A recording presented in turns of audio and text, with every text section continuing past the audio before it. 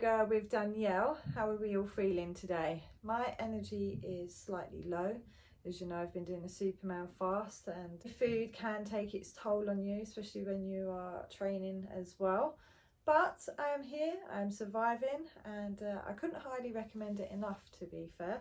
I'm surprised at how much energy I've had up until this point. I think I'm just tired today because you get there, don't you? You run low. But yeah, so on the back of that, I would like to talk about energy today.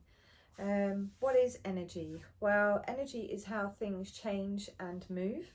In physics, energy cannot be created. In fact, according to Einstein, matter and energy are two rungs on the same ladder. So if energy and matter are two rungs on the same ladder, then matter is a substance that has volume and mass and takes up space. Who does that? We do that. So we are mass and we take up space, and therefore we are energy. And as we are energy, that means that everything else around us, the ground, the walls, my table, that is all mass and that is all energy. Now, I'm no physicist, but there are so many points into that as well that go into the photons and the physical elements of all of that. We won't get into that. That's mind-boggling to me. But it does make me think of, all right, so if energy cannot be created, but we are energy, where does our resource of energy come from? So for me, all our energy resources, as we are all connected, come from the earth, the sun, the water and air. That's where our energy comes from. And we are also a part of that energy as well. Like I said, we are all connected to everything that is around us, even as humans. That would mean that we are one.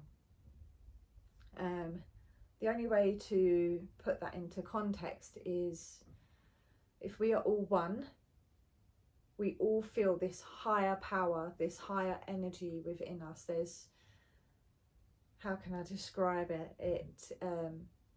We walk into a room and the energy around us changes. We can call it a vibration, we can call it a frequency, we can call it intuition. But to try and put it into a box, which I hate doing, I hate putting things in boxes, we could just call it universal energy. And that is what yoga kind of taps into. It taps into this universal energy, resource, power to rejuvenate and realign our mind, body and spirit. In yoga, we use the term source energy. So we connect to that source, like I mentioned, for me, through the earth, the water, the air, the fire, which would be the sun or the ground.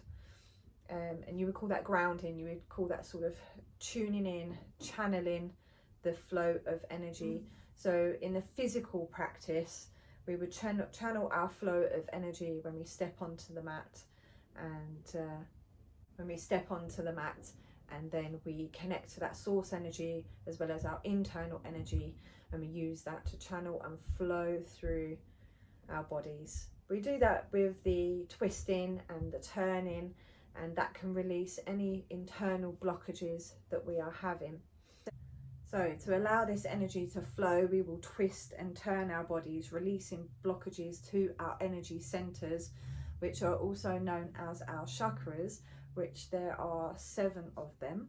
That looked like I said 5, but it's 7 of them, and they are the powerhouses for different types of areas within our emotions, within our lives, within our balance. Now, the word chakra derives from the Sanskrit word meaning wheel, and wheels like to turn, and if we get blockages in there, then they are no longer turning. So you may remember that I mentioned this a couple of days ago. We referred to it like a car engine and its oils. So that's in what will happen internally. If we sit stagnant, if we sit still, then these blockages will occur, and we relate those to our energy channels, the chakras. A really good idea to think of our chakras in terms of rechargeable batteries. We need to rejuvenate them and keep them fresh and clean. So if we are grounding through our feet, or grounding or connecting through our head, the main alignment for this is our spine. So think of our spine as the messenger towards all these energy channels.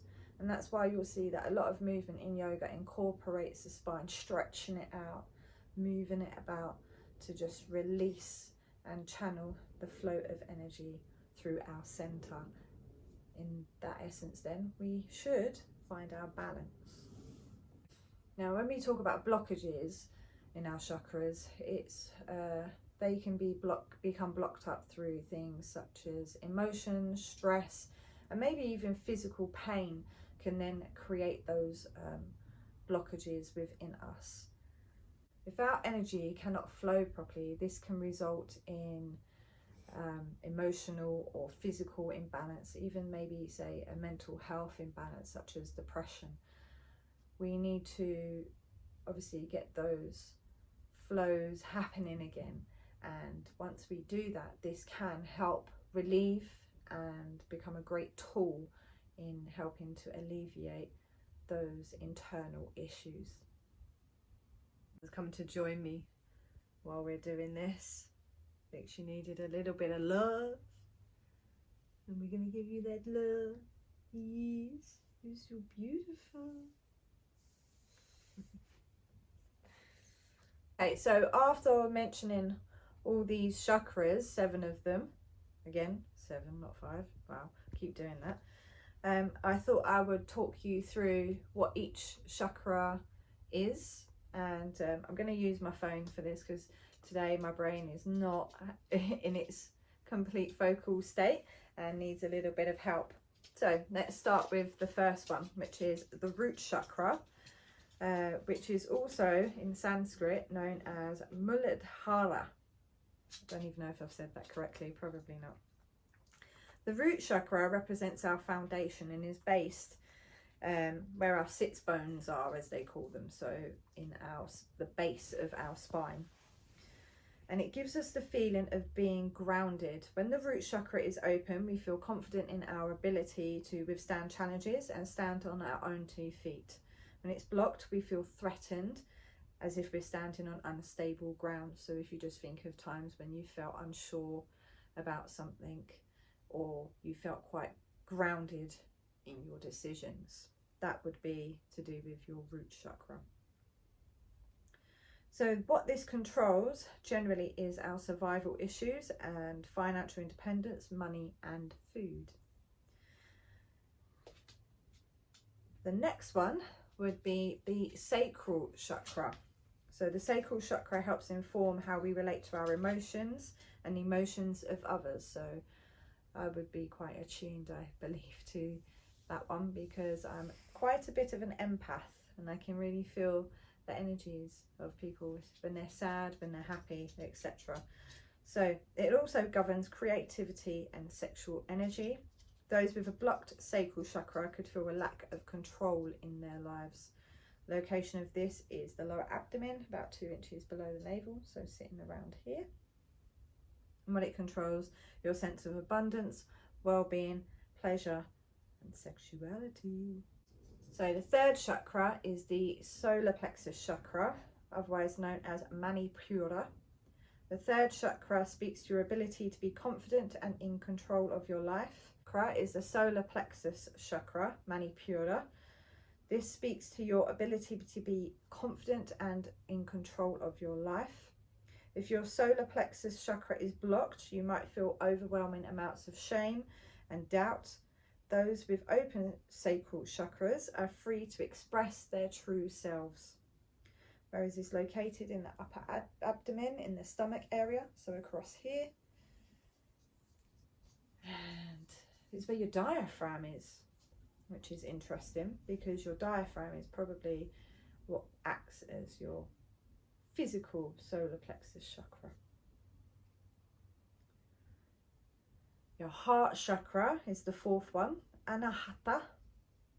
This is the bridge between the lower chakras associated with materiality and the upper chakras associated with spirituality. So the ones that are below this line would be your materiality, is that even a word? And then these ones are to do with your spirituality. Wow, my words are really messing up today. As the name suggests, this chakra can influence our ability to give and receive love from others and ourselves. Someone with a blocked heart chakra will have difficulty fully opening up to people in their life. If someone's heart is open, they can experience deep compassion and empathy.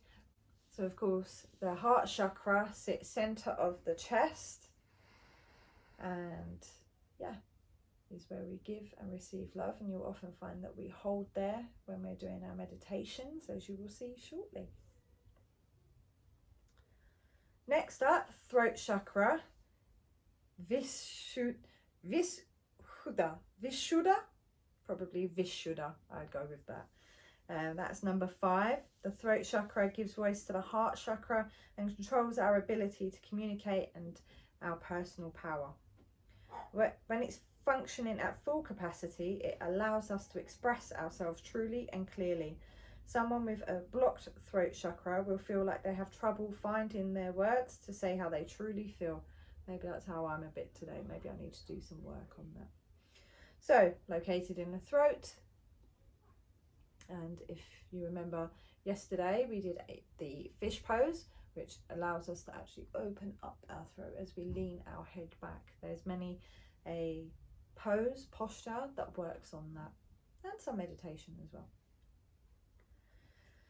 Number 6, third eye chakra, Ajna. As we move up the body, we're getting closer to communication with the divine. And that can represent universal energy, could be a god, could be a higher power, could be anything that you wish to call it, but it's getting into that divine higher power. The third eye chakra controls our ability to see the big picture and connect to intuition. Think of it as the eye of the soul. It registers information beyond the surface level. Visions and intuitive hits are not uncommon for someone with an open third eye chakra. So that's located just there. It's quite funny, I saw purple when I touched there. I'm not sure if that's the colour. Is it the colour? Oh my god, it is! Colour, dark purple blue. Let me do that again, that felt fun. Yep, definitely saw purple again. Love it when that happens. And the 7th final chakra is the crown chakra, Sahasrara. In fact, if anyone knows how to pronounce these words, please comment below and let me know so that I can start practicing, because it would be good to be able to pronounce them correctly.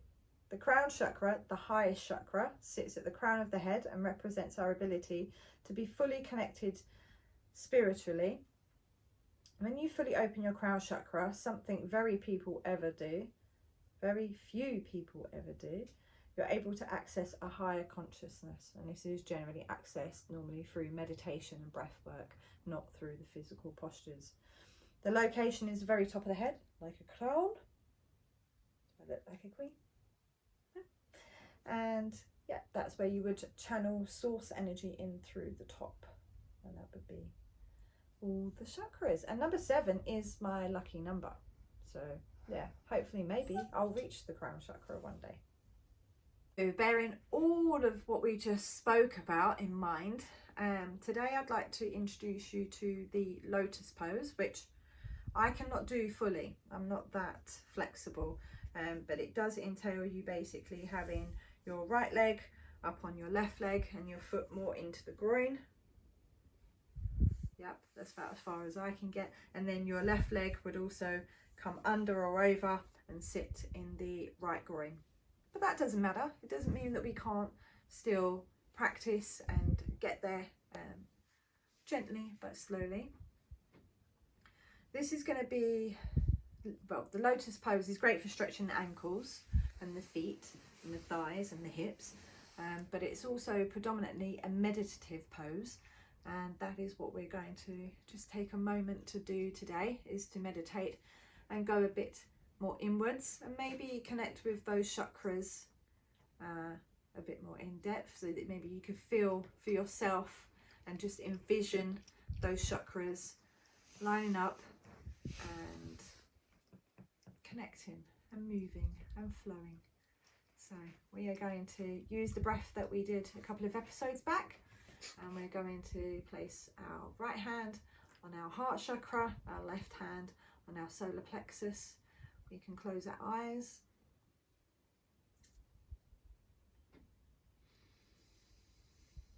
Take a deep breath in. And each time you breathe, take those breaths deeper.